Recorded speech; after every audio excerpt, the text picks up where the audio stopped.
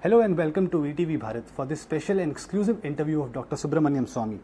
Dr. Swamy is known for his strong and critical opinion on foreign affairs, international affairs, political and economical matters, and now he's also being labelled as a man, as a rebel within the party. Thank you very much, Dr. Swamy, for joining us for this special interview. Dr. Swamy, it's been a month ever since the Russian invasion happened.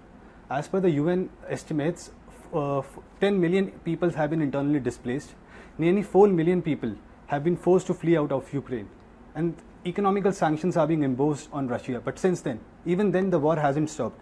My question to you is, sir, do you think that Ukraine has become a pawn or a victim of contest between two major powers? Not at all. Not yet, anyway. It is an unprovoked attack by a power which was once upon a time considered superpower when it was Soviet Union. Now it's only a small fraction of that Soviet Union, which is called Russia. When there was Soviet Union, Ukraine was also part of it. This Russia and Mr. Putin, who has turned out to be a most undemocratic dictator, if I can use two contradictory terms, and he has now gone in saying it will take only 3 days, but it's now 34 days or 35 days, and the people are fighting very valiantly. Yes, the America, for example, and its allies, they are assisting them in terms of giving them weapons. But otherwise they are, and that too after much pleading by the Ukrainians. Zelensky has been addressing different That's parliaments. Right, that's right. But now there's a lot of sympathy which has developed for Ukraine, because Ukraine is a defenseless country, and the Russians have crossed an international boundary accepted by the United Nations, that boundary, and they are trying to grab the territories. And they are using modern weapons to blow up buildings, and they are targeting civilians.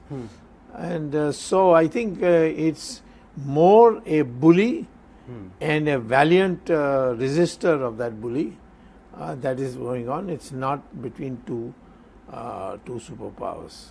Dr. Swamy, how could anyone justify Russia's invasion? I mean, if you see the statements coming from the Kremlin, they are saying that their security stakes. They had their own security stakes. They say what? That these people were going to join NATO. Now the Ukrainian president has very clearly said that I will not join NATO. I will not even ask to be join NATO. So then stop it. If you have no intention of taking over Ukraine or parts of Ukraine, then what are you fighting for? The Ukrainians have not aggressed into Russia. They have not taken any territory of Russia.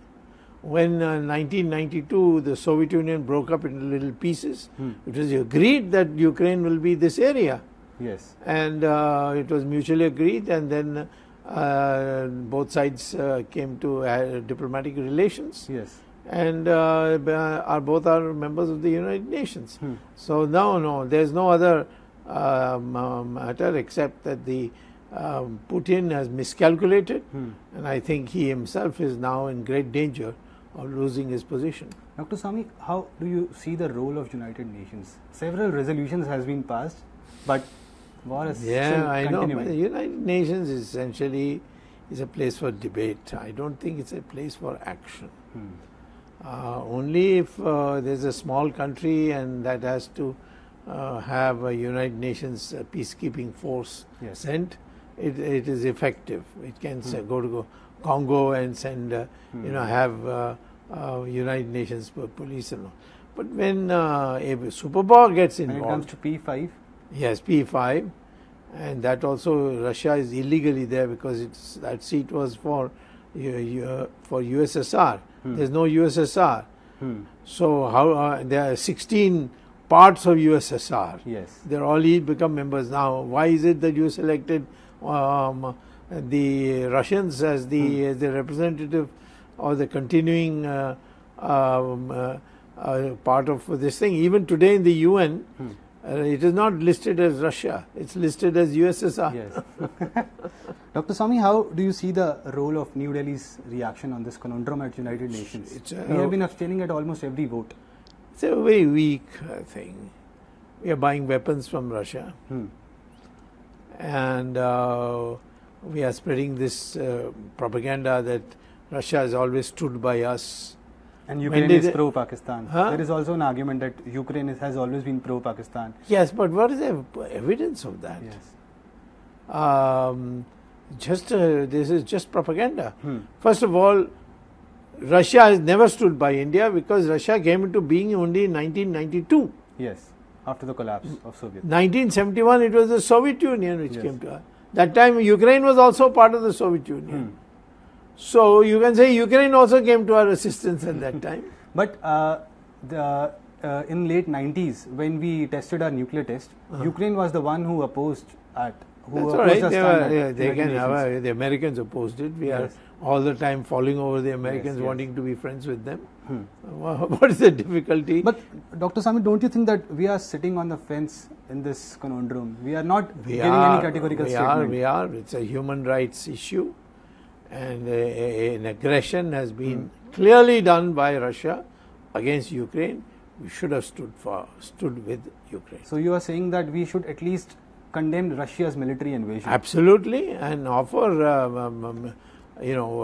Red Cross or the equivalent of Red Cross, or help people in Ukraine to survive this. Yes, we are providing humanitarian assistance to Ukraine as well. Well, it's a different kind of humanitarian. It's not really humanitarian.